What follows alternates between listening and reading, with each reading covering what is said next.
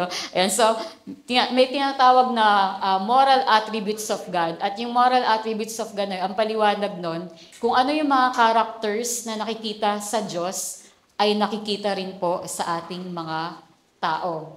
So, ibig sabihin, whenever we hear that, nais ng Panginoon na mag-derive tayo sa ano yung standard ng ganong character niya. And then, so, wait lang po Ayun nga, so, ito yung try nating maging prayer. So, una muna, Lord, make us perfect.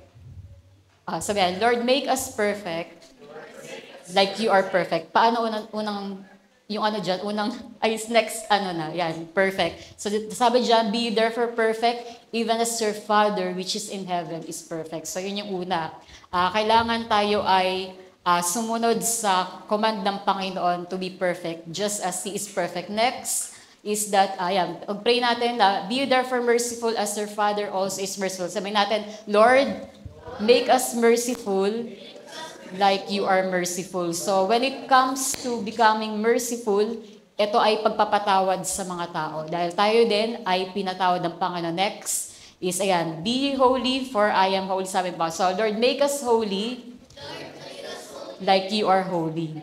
And then next ay, so basahin po natin sabay-sabay. Beloved, now are we the sons of God, it doth not yet appear what we shall be, but we know that when He shall appear, we shall be like Him, for we shall see Him as He is, and every man that hath this hope in Him purifieth himself, even as He is pure. So Lord, make us pure. Sabay-sabay natin sabihin, Lord, make us pure like you are pure. Ayan. And lastly, righteous. Ayan. Sabi dyan dito, children, let no man deceive you, he that doeth righteousness is righteous, even as he is righteous. Sabi natin, Lord, make us righteous like you are righteous. Ayan. So, praise God. Let's pray. So dyan, so ito, yung mga following names of God dito, ay patungkol sa paano nga ba tayo magiging alright. So, pag nowadays, hindi ko alam kung anong nangyari sa inyo sa taon na to, pero meron kaming icebreaker questions sa dati pag nagka-campus prayer meeting or care group sa school. Ang tanong, kung tatanungin ko po yung bawat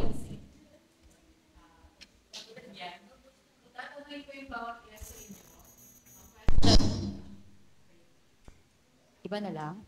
Praise. Ayan. So, kung tatanungin ko yung bawat isa sa inyo, kamusta kayo yung totoo? Diba? Sasagutin nyo lang ba ng okay ka lang, ganyan? O ang sasagutin nyo, mapapakwento kayo kung ano talagang nangyayari sa buhay nyo. Naiyak lang si Buboy. Ayan. Kamusta ka yung totoo? Diba? So, di ba, pag ganyan yung tanong sa atin, biglang mapapa-analyze tayo, ano nga ba yung nangyayari sa buhay ko, di ba? At itong message na to, just give me Jesus and I will be alright. Naniniwala ako na ito talaga yung solution, di ba? Na yung bawat isa sa atin, na kapag pakiramdam nyo, hindi kayo okay, hanapin natin yung Jehovah Sidkenu, na sinasabi doon, He is the Lord our righteousness. At hindi siya yung pag sinabing righteousness, parang yung mga tao, ang righteous naman ito. Nakita nyo na ba yung pag mga Christian yung nagko-comment, sasabihin ng mga ng mga churchy, o kaya yung mga unbelievers, pa-righteous ka naman, di ba? Mga ganun yung term nila. Pero actually, when we talk about the Lord is our righteousness, pakihanap nga yung Habakkuk 3:19. If I'm not mistaken, sana yun. Tama, parang feeling ko yun. He makes, hindi pala yan. Wait lang Saan yung yung part ng I will undo? Alam niyo ba yun? Di ba? Pag Control X ba yun sa shortcut keys? Na kapag sinabi ng Panginoon, I will undo, but I will, wait lang Hindi ko alam kung Zephaniah o Habakkuk, pero parang yun. 17, hindi. Asan na? Pa-help nga, I will undo. Ayun, Zephaniah 3:19.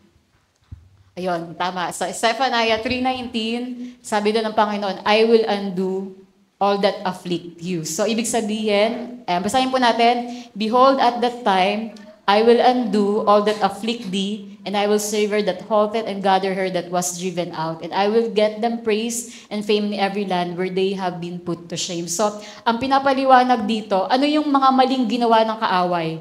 What the enemy has done, the Lord will undo. Praise God, di ba na kay Jesus tayo? Kasi, lahat ng maling nangyari sa buhay natin, itatama ni Jehovah Sidkanu, which is the Lord, our righteousness. So, hindi boring yung righteousness. Katulad na, even though sinabi sa theology na ang righteousness ay equivalent sa justice. Pero ang totoo, buong mundo nag-a-aspire ng justice na nagmumula sa Panginoon. Di ba? Every time na merong unfair treatment na nangyayari sa mga tao or humihingi sila ng hustisya para sa mga mahal nila sa buhay, kung merong mga injustices na nangyari. But we must look and we must behold the Lord as our righteousness, na siya lang yung pwedeng magbigay ng justice, that is righteous judgment of God. And then, so ito nga, yung Jeremiah 23 verse 6, sabi dyan, in his days Judah shall be saved, and Israel shall dwell safely, and this is his name, whereby he shall be called the Lord our righteousness. At ayun nga, dito sa mundo na to, katulad nga nung tinanong ko sa mga umattend ng soaking. Halimbawa, kung papasok ka dito sa church na to, tapos ang gulo, di ba? Anong gagawin mo? Magki-criticize ka, ang gulo naman dito? O ikaw yung mag-i-initiate na aayusin mo kung ano yung magulo. Diba? So parang gano'n na nung tinignan ng Diyos tong mundo na to, ang daming mali. Pero nung dumating si Jesus, by means of His cross, by means of the blood of Jesus Christ, He turned the world upside down. Tinama niya lahat ng mali. So ibig sabihin, kapag feeling mo nire-rebuke ka ng mga tao, ang dating ba tinatama ka lang? O ang gustong mangyari sa buhay mo ay maitama kung ano yung mga maling nangyari sa buhay mo. Even if I would reflect sa mga nagawa ko sa ministry, ang dami ko ring nagawang kapalpakan na parang if I could turn back time, sana hindi ko ginawa tong mga bagay na to. Pero yun nga, praise God for Jesus Christ is the same yesterday, today, and forever.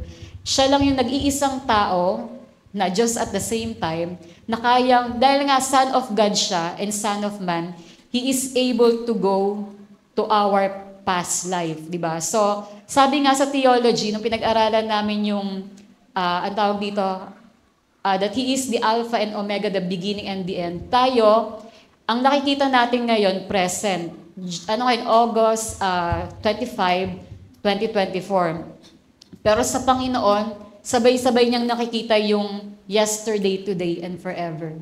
So, ibig sabihin, yung all-knowing God, di ba? He is also the ever-present God. Present siya sa past, present siya sa present, and present siya sa future. So, parang ganun kagaling, di ba? Yung knowledge ng Panginoon, He can see all things at the same time. He can see all ages at the same time. Kaya, may mga prophecies si Jesus, di ba?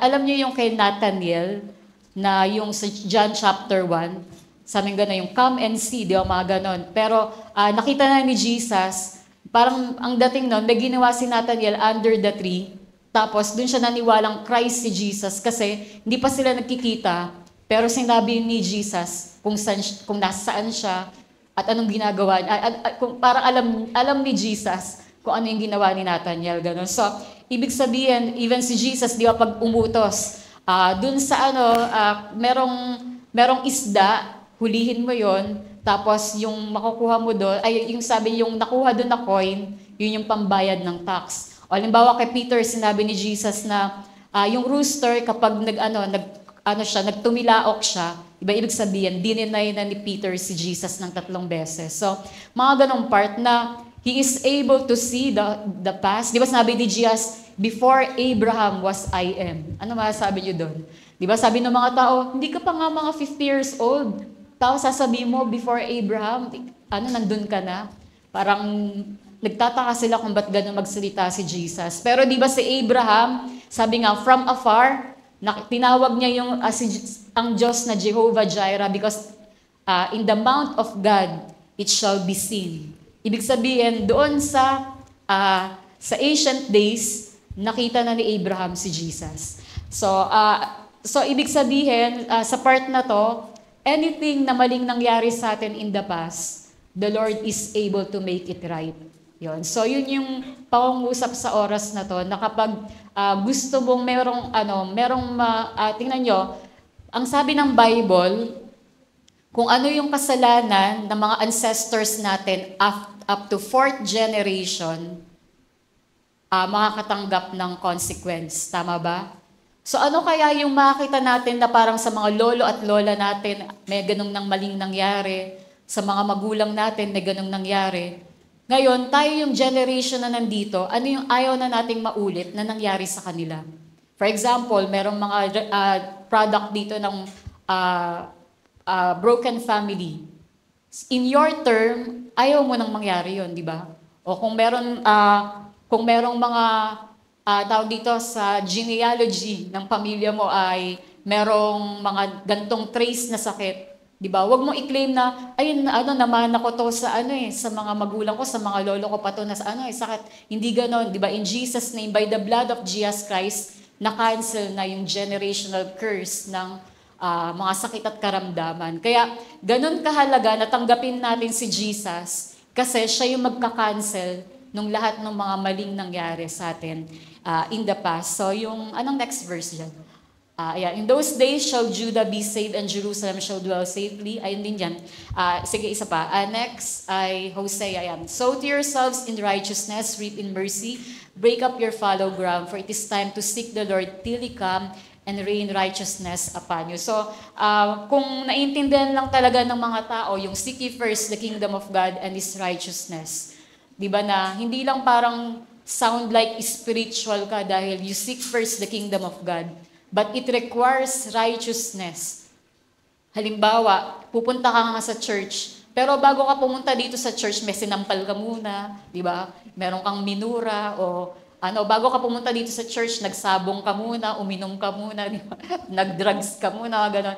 Asan doon yung righteousness, di ba? So, seek ye first the kingdom of God and His righteousness. Kaya nga, dapat hindi tayo naghihintay dito na dito pa tayo hihingi ng tawad sa Panginoon, kundi sa mga bahay pa lang natin, di ba? Hindi tayo dito sa church nagde-devotion.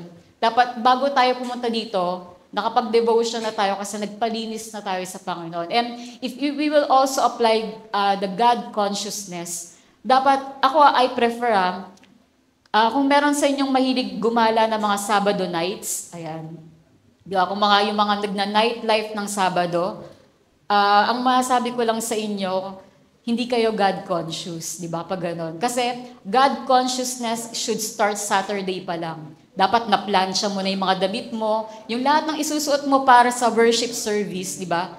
Tingnan niyo yung mga, ano ba yung mga, dyan, yung mga, yung Duterte, naka-Duterte mode.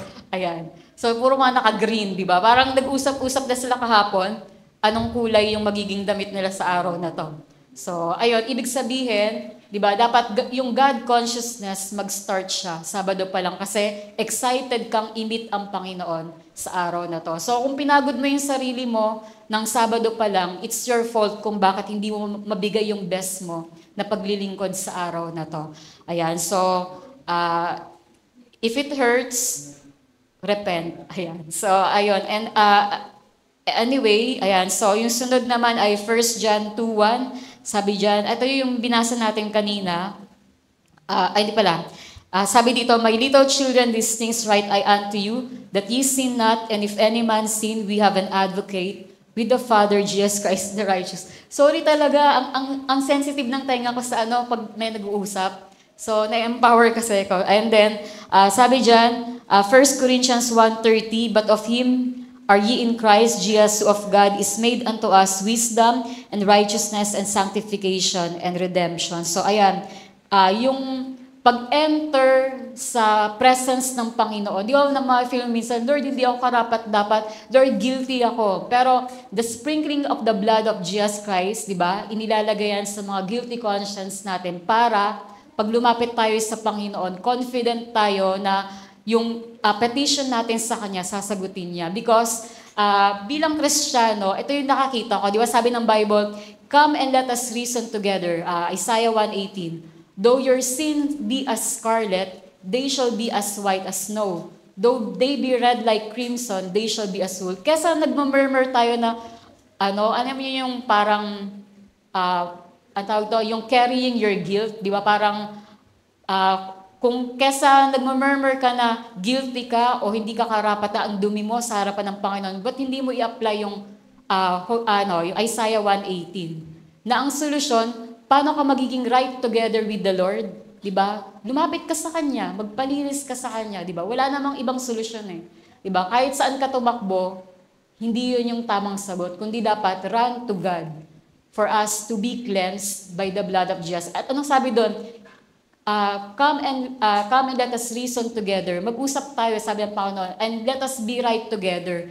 Kapag lumapit tayo sa Panginoon, dahil napakalaking Diyos niya, sasakupin tayo ng katuwiran niya. At doon tayo magiging tama. Diba? So parang magugulat ka, bakit hindi tayo ma-challenge sa prayer ni Hagar? Diba, dapat mamamatay na si Ishmael? Tapos alam naman natin na ang future ni Ishmael magiging wicked nation.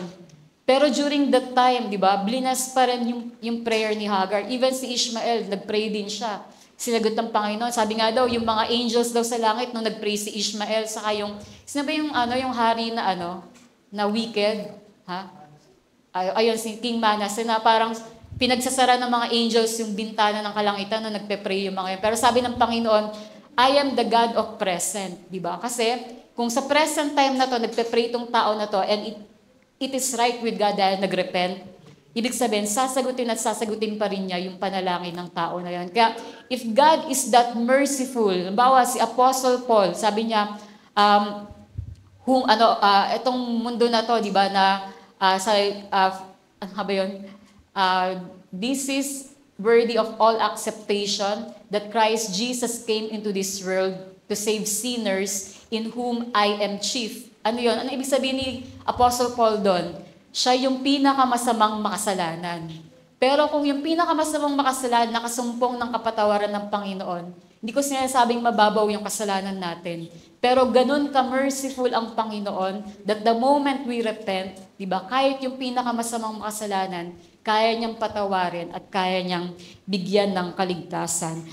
Also, Romans 14:17, for the kingdom of God is not meat and drink, but righteousness and peace and joy in the Holy Ghost. So, dito ine-emphasize talaga na even sa kingdom of God, di ba? Ang church nakapaloob yan sa kingdom of God. Ang mga Messianic Jews nakapaloob yan sa kingdom of God. The Old Testament saints nakapaloob yan sa kingdom of God. Kasi lahat tayo is ruled by the presidency, by the governance of Jesus Christ. And then, so ibig sabihin, ito yung mga mararanasan ng mga tao ng Panginoon. So, do you want your life to be right with God? Ayan.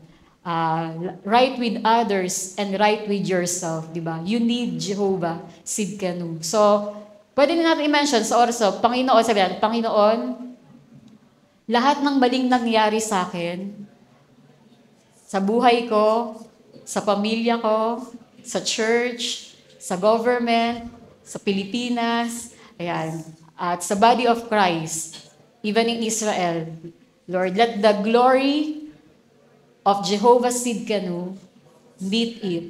And by the blood of Jesus Christ, cleanse it. At Panginoon, i-cancel niyo po lahat ng generational curses in Jesus' name. At naniniwala po ako na sa dugo ni Jesus ay dadaloy sa buhay ko ang generational blessing. In the name of Jesus. Ayan. Amen. So, ayan. So, dito, pwede natin i-flash down. Gusto ko silang patanggapin eh.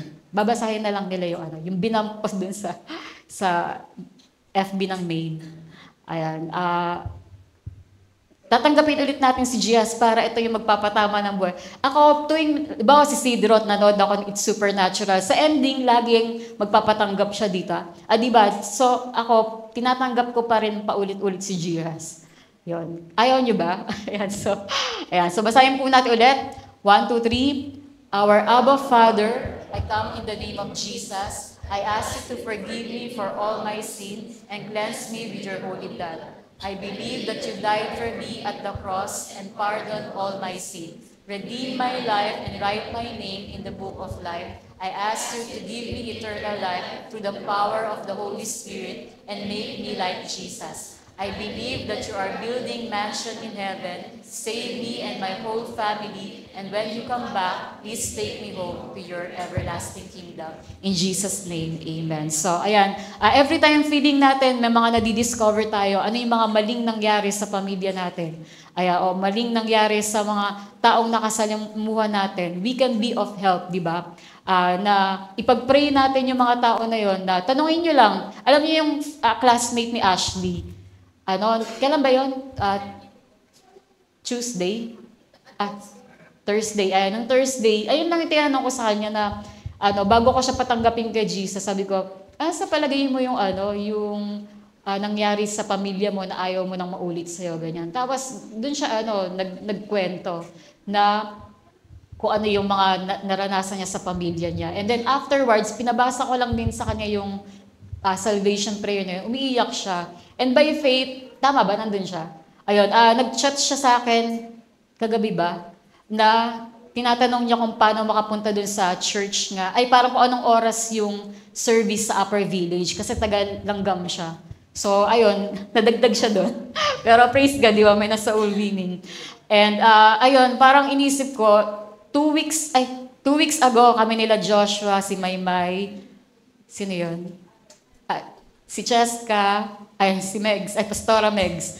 Nag-campus kami. So, dapat prayer walk dapat yon. Tapos, ikot-ikot na kami sa MNHS hanggang, nahanap namin sila Nathan. Tapos, meron kaming room na nakitang walang teacher. So, yung grade 7 diligent. Alam nyo, yung merong isang row doon, puro mga, boys. Tapos, isa-isa kong tinatanong yun, puro yun lang yung tinatanong ko sa kanila. Anong gusto mong ipag-pray ko sa'yo? Ano sa palagay mo yung nangyari sa pamilya mo na dapat hindi na maulit sa'yo, gano'n. Tapos, isa-isa sila parang, yung mangiyak-ngiyak sila sa pagsagot. Tapos, habang pinagpe-pray, ayun, talagang, makita mong merong move of the Holy Spirit sa buhay. Kaya may meron talagang humagulgol, di ba? Merong nag-iyakan dun sa, sa room na yun. And praise God, kasi yung mga grade 7 na yun, sila yung produkto ng pag-Holy Bible, pagka-campus natin sa IES, saka sa Soldiers Hills. Kaya, ayun, our labor in the Lord is not in vain. And we pray, di ba, na ma-harvest din sila, especially dito sa church. Kaya, ayun, I pray na, na yung bawat isa sa atin, kilalanin nating mabuti yung mga pangalan ng Panginoon that will make us right. Di ba? So, just give me Jehovah Sidkenu, and I will be alright. So yung sunod naman na papakilala ko sa inyo si Jesus as Jehovah Shalom. So di ba ang sabi ng Isaiah 26 verse 3, ayan, Thou will keep him in perfect peace whose mind is stayed on thee because he trusted in thee. Ayan, so ibig sabihin, yung sinabi ngang Shalom, Shalom, kasi nga yung meron sa brain natin, merong right and left hemisphere. Tama ba? So, mula doon, kailangan yung kanang part merong shalom at yung kabilang part ulit merong another shalom. Kaya, ganun ka-perfect yung pagkakasabi ng you will keep him in perfect peace whose mind is stayed on you because he is trusting in you. So, ibig sabihin, ito rin yung isang bagay, di ba? Parang maraming mga nagdadrama sa panahon natin na mga sad boy daw sila, merong mga anxiety separation, o yung lahat ng mga parang feeling natin nakakornihan tayo. Pero may reality, even ang pangalan, yung Louis Giglio ba yun? Yung sa Indescribable.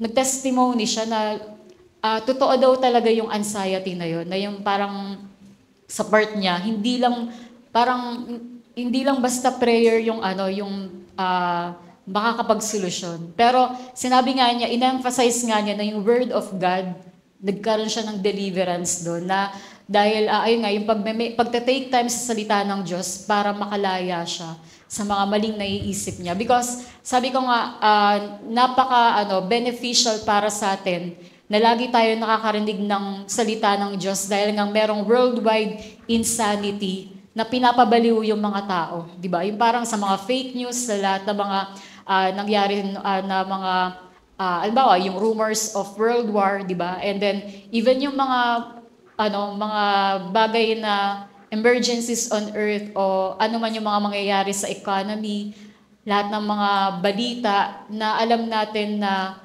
parang niyayanig yung mga tao sa mundo at namoroblema sila kung paano sila magsusurvive.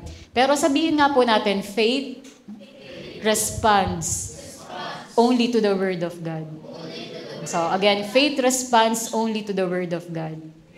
Ayan. Sabi po yan ni Oral Roberts. And then, ang ibig sabihin nun, nakarinig ka ba ng chismis? Huwag kang mag-react doon. Faith responds only to the Word of God. Nakarinig ka ba ng bad news? Huwag kang makinig doon. Faith responds only to the Word of God. May sinabi ba yung doktor tungkol sa health mo? Faith responds only to the Word of God. Diba? Ibig sabihin, anong sinasabi ng salita ng Diyos, dun ka makinig. Diba? Dun ka maniwala.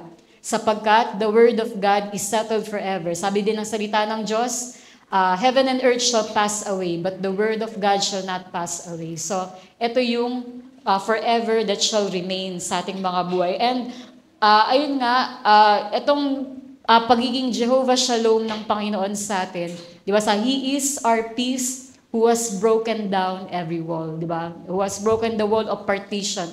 Anong ibig sabihin nun? Di ba yung dun sa tabernacle, sa templo, nahapak na yung kortina, kung saan hindi ka na kinakailangan ang tawag dito?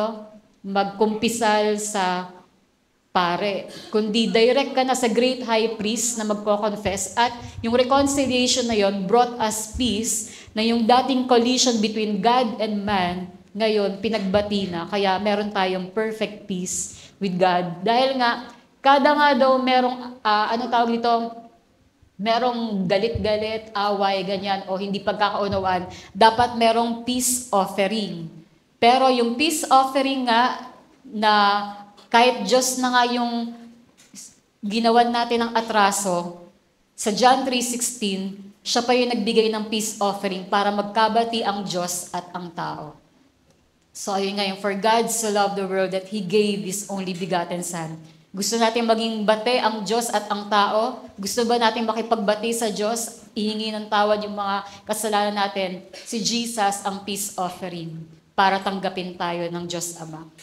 And then, so, ayun nga, sabi rin sa Judges 6:20-24, ito na naman yung controversial chapter, di ba? Sabi nga, di ba, sa parable ng, of the prodigal son.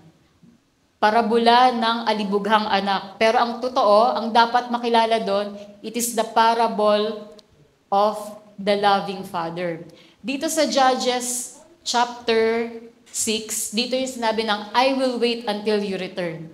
Diba? Are you lost in your sin? Sabi ng Panginoon, hihintayin kita hanggang makabalik ka. Diba? So napaka-gandang senaryo, diba? Sabi nga sa When God Ran, diba yung father, from afar, nakakita na niya yung prodigal son.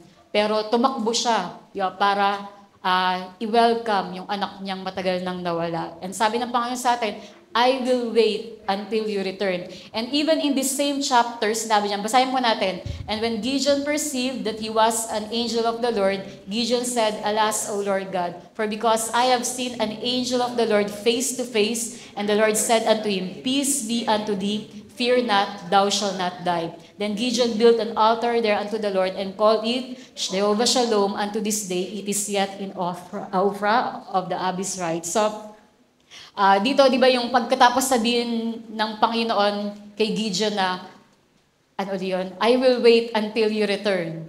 Tapos, ito rin yung same chapter na may Jehovah Shalom. Kasi nga, at peace, sabi nga, hindi ka fear not, peace, you will not die, sabi ng Panginoon sa kanya. Kaya, parang sa pananaw kasi nila, pag nakita ang Diyos ang mukhaan, mamamatay.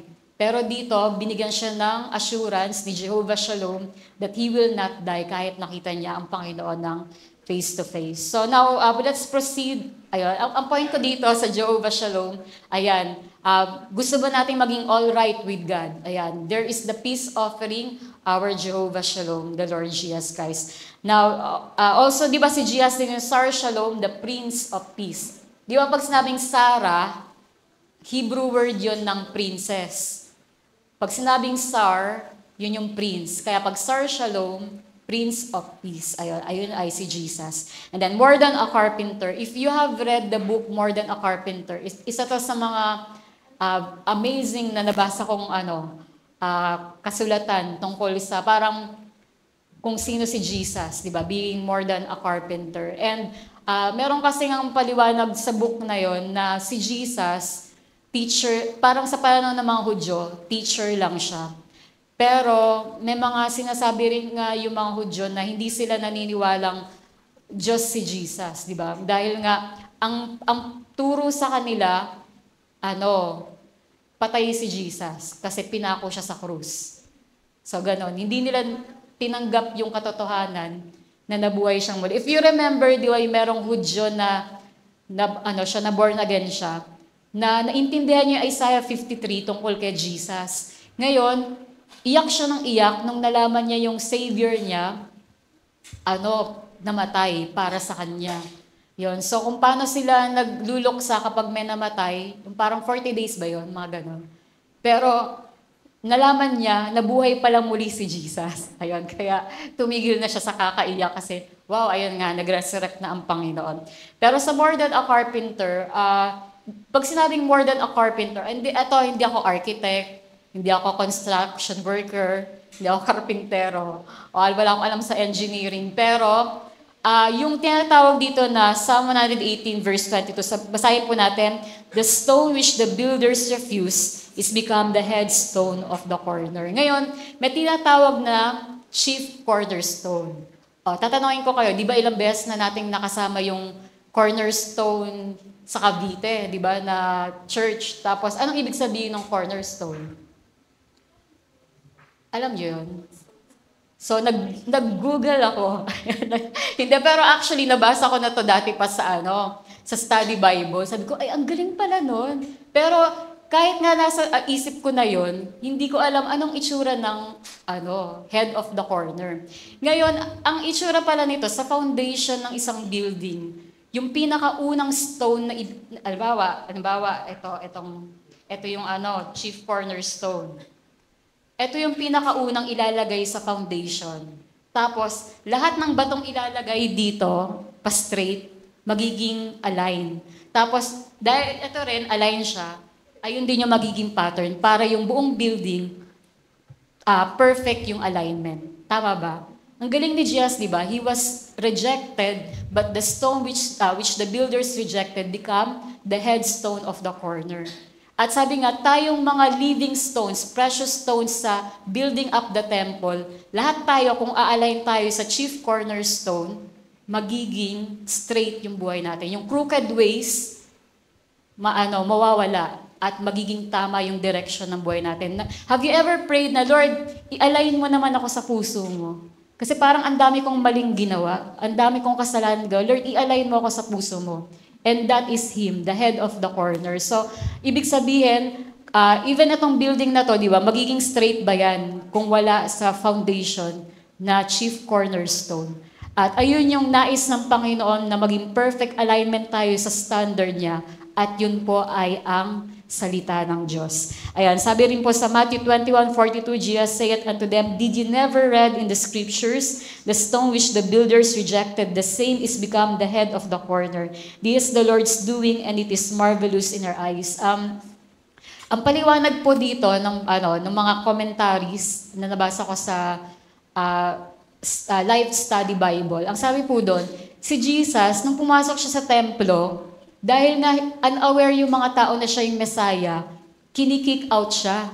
Nire-reject siya ng mga, parang siya na yung hinihintay ng mga tao, pero pinapaalis siya dun sa templo. And have you ever experienced being rejected because of your faith? Diba? Have you ever experienced na even, parang sa mundo na to, na-feel nyo ba, parang hindi tayo belong? Parang kahit saan ka pumunta, wala kang paglagyan. Naramdaman nyo ba yon?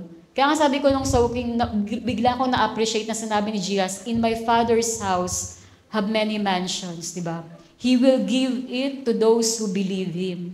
Di ba? Kasi doon, belong tayo. We are accepted in the beloved. We are approved by God. Kasi dito sa mundo na to, tingnan nyo, merong topic na sa mundo daw na to, kung nagre-renta ka, sabi daw, ang root cause of poverty, sa ano namin to sa management student, ang root cause of poverty is rent. Pero tinitignan ko, ba't sa Bible, si Apostle Paul, nagrenta din siya, di ba? Pero ilalagay mo ba siya sa label ng poverty? Pero ang sinabi niya, I have learned the secret to be content, di ba? Whether meron o wala, di ba? Magiging kontento tayo dahil kay Jesus. And this is not our home, di ba? Lagi tayong may longing, kahit anong ma-accomplish mo sa mundo na to. Tingnan nyo, yung mga taong nag-build sila ng bahay sa mundo na to, tapos malalaman mo na by earthquake, nasira. Or even, di ba may mga sinasabing mga amilyar na parang, halimbawa, before nagrenta kami sa Blue House. Tapos, pinaalis kami doon kasi nga yung mismong may-ari, buwan-buwan may binabayaran din siya. Mga ganun. Parang iniisip ko, walang katapusan ba yung mga ganong mga binabayaran? So, ibig sabihin, kahit owner na sila, marami pa rin silang maintenance na gagawin, di ba? And sabi nga, hindi talaga totoo na root cause of poverty yung rent. Kasi halimbawa, bilang mga Kristiyano, we never know kung saan tayo dadali ng Panginoon. Halimbawa, magtayo ka ng bahay sa halimbawa, magtayo ka ng bahay sa Mindanao. Tapos, pinadala ka ng Panginoon 10 taon sa Africa. Di ba? Para saan yung tinayo mong bahay doon kung di mo naman titirhan, di ba? Mga ganun. So, ibig sabihin, ang point lang dito is, dito sa mundo na to, lahat uncertain.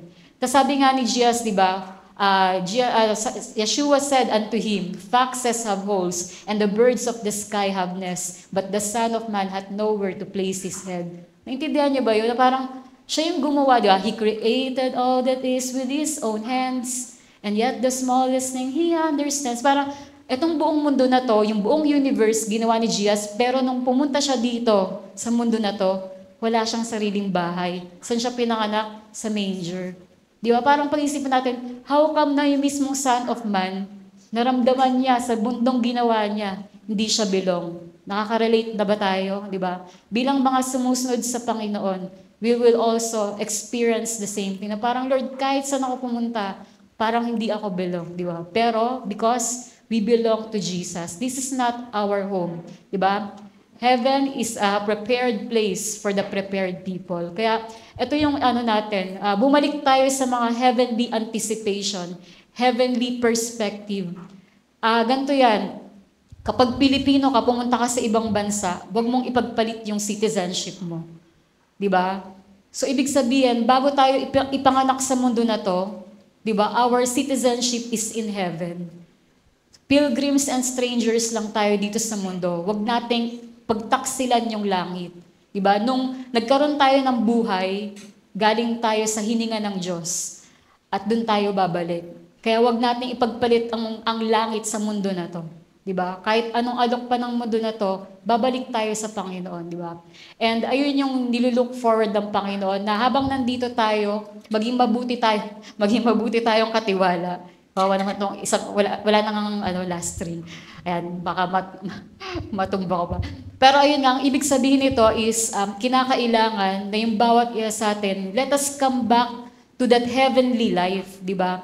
Na si Jesus, wala siyang naging attachment sa mundo na to. Di ba? Nagpayaman ba si Jesus dito? Di ba? Kung iisipin nyo, si Jesus, kung ako si Jesus, kaya kong magparami ng tinapay, meron na akong bakery, di ba? So, pero, hindi, pero, sa Starbucks, di ba? Hindi, okay na. Okay na yung joke.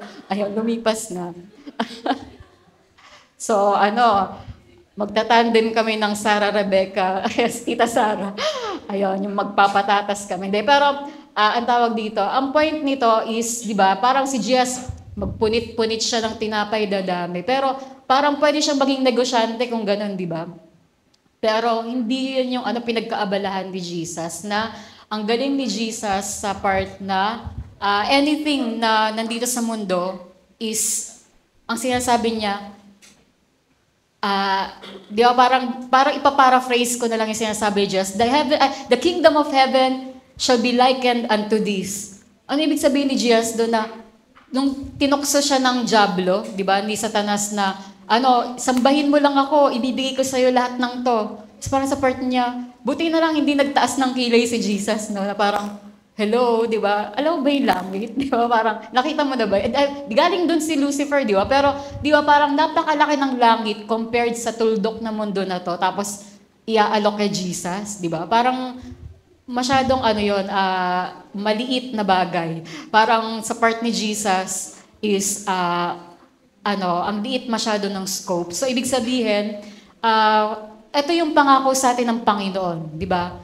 Talagang maging heavenward yung pamumuhay natin. At ayun nga yung sinasabi ko, naniniwala ako, maraming natakot sa pangangaral ng impyerno, di ba? Dahil gusto nilang wag mapunta doon, tatanggapin nila si Jesus. Pero yun lang ba talaga yung dahilan para tanggapin nyo si Jesus, di ba? And even sabi nga, ang heaven will not be heaven, di ba? Kung wala doon si Jesus. Di ba? Alam natin na, ayun nga, na sa mga magre-reject kay Jesus, hindi niya ginawa yung impyerno para sa mga tao. Pero ginawa niya yun para sa mga demonyo, di ba? Pero dahil yung mga tao, nagsasubmit sila sa mga kasalanan, sa mga temptation na pinapain sa kanila ng dyablo. Kaya yung mga nag-reject kay Jesus, dun pupunta. Di ba sabi nga ni Jesus, ay nakita si Jesus na umiiyak siya. Umiiyak siya dun sa mga taong alam niyang kahit anong mangyari, hindi na niya pwedeng makasama. Sino yung mga yun? Yung mga taong nasa impyerno. Di ba sabi nga, parang ayaw niyo kay Jesus, di ba? Parang ayaw nila kay Jesus, pupunta sila sa lugar kung saan wala si Jesus. Ganun ang impyerno. Dito sa mundo, nararanasan pa, the earth is filled with the fullness of the glory of the Lord, di ba? As the waters cover the sea. Kaya masaya pa sa mundo na to, kasi nandito pa yung presence ng Panginoon. The greatest person in the earth is the Holy Spirit. Nandito pa yung presence niya. Pero once na mag-rapture, malift yun. Di ba? Gano'n nakagulo yung mundo na to. Gano'n kalungkot ang mundo na to. And how about, yun nga yung sa impyerno, the absence of God.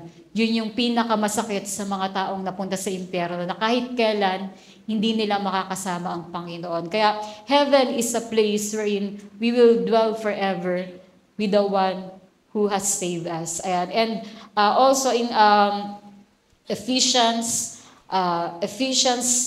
2:20, and are built upon the foundation of the apostles and prophets, Jesus Christ Himself being the chief cornerstone. So, ibig sabihin nito, ayun nga, nais ng Panginoon, di ba? Ayan, sa building up the temple of the Lord, hanggang sa makita natin ang Panginoon ng mukhaan, tayo ay maging mga precious stones na talagang built upon the rock. Ano yung kinanta nyo kanina? You better build your house. Ayan, mataas na kanila yun. Sige. Ayan. So, itong si Joseph, there is none like you. Key of E lang natin kinakanta. So, yung mga music team, nag-G na sila. Ayan. Gini ko na nga, nag-hierarchy pa ng A. Ayan. Tapos, alam mo kasi sinong nagkamali sa hierarchy, nakangiti si Buboy. So, ayun. Ayan. Pero ayun nga, yung parang bumibirit na kami, wala pa silang pakialam. Ayun nga. Pero ang point nito, ayan nga, na kinakailangan dito sa part ng gusto natin ng perfect alignment sa Panginoon, bumalik tayo sa pagiging heavenward. Kasi si Jesus, pag nagsalita, lagi siya nagsasabi ng the kingdom of heaven, the kingdom of heaven, the kingdom of God, di ba? Laging patungkol sa kalangitan. Kaya, eto rin, ang nais ng Panginoon na maibalik sa church niya, di ba? Yung excited ba kayong mag-rapture, di ba? Excited ba tayo? Di ba? Sabi nga, lahat gustong pumunta sa langit, wala lang gustong mauna. Ayan, pero, ayan nga, praise God, di ba? Na alam natin, sabi ni Jesus, where I am, there you may be also. Now, I want to introduce to you Jesus as our justifier. Now, ano daw ibig sabihin ng justifier? Kasi may paliwanag, halimbawa daw sa korte, meron doon yung mga yung case, file ng case. Halimbawa ito, bubunot ako ng isang papel dito. Sa listahan na to, lahat ng kasalanan ni Nathan, lahat ng kasalanan ni Nathan nakalista dito. Ayan. Pero, ibabalik ko to dun sa file, anong mangyayari? Kapag si Nathan, lumapit siya kay Jesus, sasabihin niya kay Jesus, Lord, patawarin mo na ako sa lahat ng mga kasalanan ko, linisin mo ako ng banal mong dugo. Yung file niya doon, pupuntahan niyo ni Jesus. Tapos, buburahin niya ng dugo niya. Diba? Kaya pag binunot yung file na yon, ang makikita na doon si Jesus. Diba? So, ibig sabihin, ayun yung love keeps no record of wrongs. Diba? Kaya ganun ka-marvelous, diba? Yung justifier, as if hindi ka nagkasala. Ano yung version ni Benny Hinn? Yung kasalanan mo, hindi nangyari. Your sin never happened.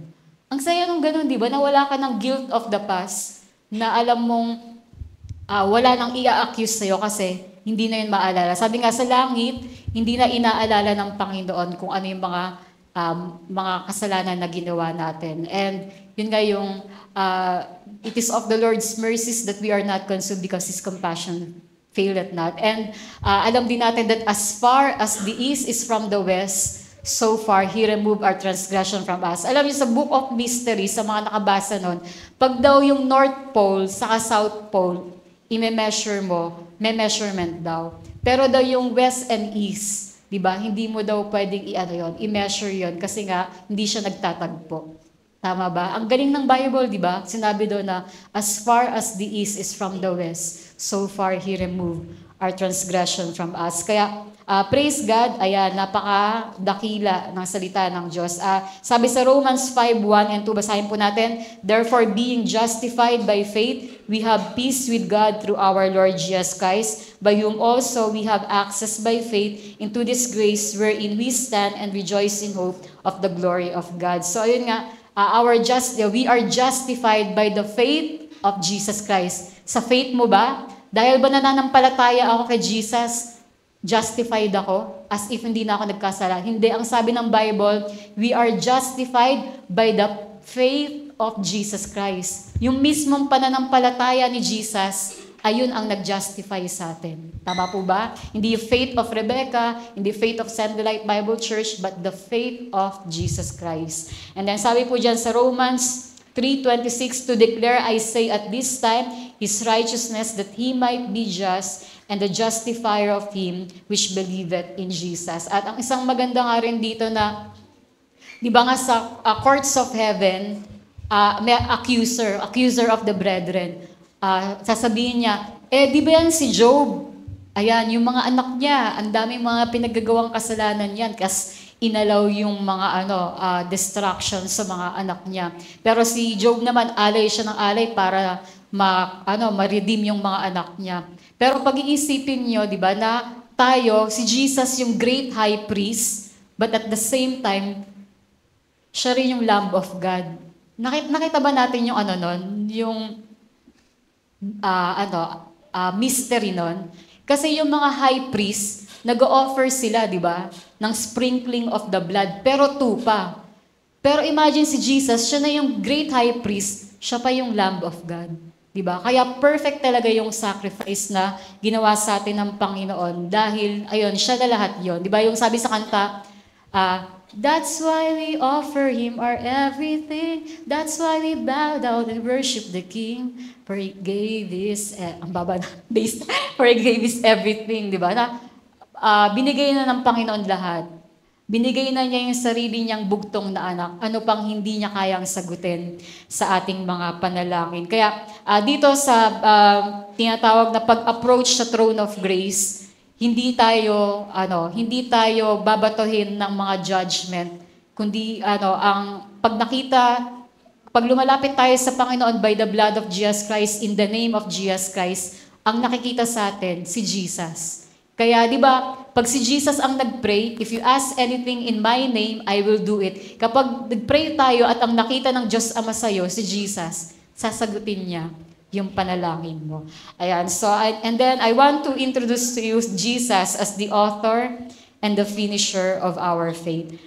Hebrews 12, chapter 12, verse 2. Yan, basahin po natin, looking unto Jesus, the author and the finisher of our faith, who for the joy that was set before Him endured the cross, despising the shame, and is set down at the right hand of the throne of God. So ayan nga, what God started, He is able to finish. Kaya nga meron akong 7 sinasabi sa Panginoon kapag dyan, parang, Lord, ikaw yung Jesus Christ, the same yesterday, today, and forever. You are the Alpha and the Omega, the beginning and the end, the first and the last is He. You are the one who was, who is, and is to come. Yan, sinasabi ko rin to, the author and the finisher of our faith. At alam natin, He is the Aleph and the Tav. Siya yung first letter sa Hebrew alphabet. At yung Tav, di ba? Ano nga ba yung Tav? That is the cross. Di ba? Nag-end yung Hebrew alphabet na ang huling letter Tav. At yung symbol nun, cross. Di ba? Nagsisimula yung buhay natin sa author and finisher of our faith. Tas ang ending natin, yung sa cross. Diba? Na ni-redeem tayo ng Panginoon. And Ephesians 5:27, that He might present it to Himself, a glorious church not having spot or wrinkle or any such thing, but that it should be holy and without blemish. Napakaganda, diba? Just give me Jesus, and I will be without wrinkle, without spot, diba? Without blame. Diba? We will become a glorious bride of Christ, diba? When we meet Him face to face. At nangyayari yan by the washing of the water of the Word of God. So, ganun tayo, pinupurify ng salita ng Diyos, nililinis tayo ng nililinis ng kanyang mga salita. So, pag feeling mo ang dumi-dumi mo, mag-repent, di ba? Ihingi ng tawad sa Panginoon ang lahat ng ating mga kasalanan at confess natin yung salita ng Diyos na nagpo-purify sa atin. Ayan. Also, in Philippians 1:6, being confident of this very thing, that He which hath begun a good work in you will perform it until the day of Jesus Christ. Sa NIV version, will be faithful to complete it in you until the day of Jesus Christ. Kaya ibig sabihin, di ba yung sabihin natin, in Jesus, I am completely complete and perfectly perfect. Ayan. So, ayun yung pinangako sa atin ng Panginoon. Lord, ikaw yung nagsimula nito sa buhay ko. You are faithful to accomplish it, to fulfill it in my life. Colossians 1:28, whom we preach, warning every man and teaching every man in all wisdom, that we may present every man perfect in Christ Jesus. Sabihin po ulit natin, in Jesus, yan, I am perfect. Yan. Yan. So, we are perfect in Christ Jesus. Also, ito yung, di ba, parang sa mundo na to, iniisip mo, ano kaya yung mga sunod na mangyayari? Magiging tama ba ako o magiging mali ako? Ito ang sagot. Sabi dyan sa Jude, ayan, 1:24, now unto Him that is able to keep you from falling. Di ba? Para hindi ka magkamali, para hindi ka maging masisi, hindi ka gumawa ng kapalpakan o anumang kasalanan. Possible, di ba? In Christ Jesus. Now unto Him who is able to keep us from falling and to present us faultless before the presence of His glory with exceeding joy. Di ba na, ang ganda ng part na yon, faultless na nga tayo, ang ending pa, yung glory ng Panginoon with exceeding joy. Di ba? So, sa mga mahilig dito sa mga sentence construction, yung mga marunong tawag dito, mga mag-declamation, ganyan. Ako, sobrang nabibilib talaga ako sa Word of God, especially sa King James Version, kasi hindi ako makahanap ng gantong mga salitaan, pero imagine niyo yung gantong wisdom ng Diyos, di ba? He is able to keep us from falling, to present us blameless, di ba? To present us faultless before the presence of His glory with exceeding joy. Kasi nga, sabi nga, when you do good, you feel good. When you do bad, you feel bad. Kaya dito, kapag ginawa tayo ng Panginoon na perfect, di ba? Magkakaroon nga tayo ng exceeding great joy. Kaya, ayan, so makita natin, lagi natin to i-confess na, Lord, you are able to keep us from falling para hindi tayo maging palpak sa buhay. Ito yung pinangako sa atin ng Panginoon. So for our prayer application, maaga tayo magla-lunch. Ayan, so, ayan. Group picture na agad. Ayan. So, ayun, praise God. So sa prayer application, more on, puro confession na lang natin to na gagawin. So may compilation kasi ako ng mga faith confession. Lagi kong ina-add tong mga verses na to. Sabihin nga natin, so babasahin ko lang muna. 2 Samuel 3:1, sabi po dyan, basahin na po natin all together. Now there was long war between the house of Saul and the house of David. But David waxed stronger and stronger, and the house of Saul weaker and weaker. So ano ang pinapangako ng Panginoon sa mga nananampalataya sa Kanya?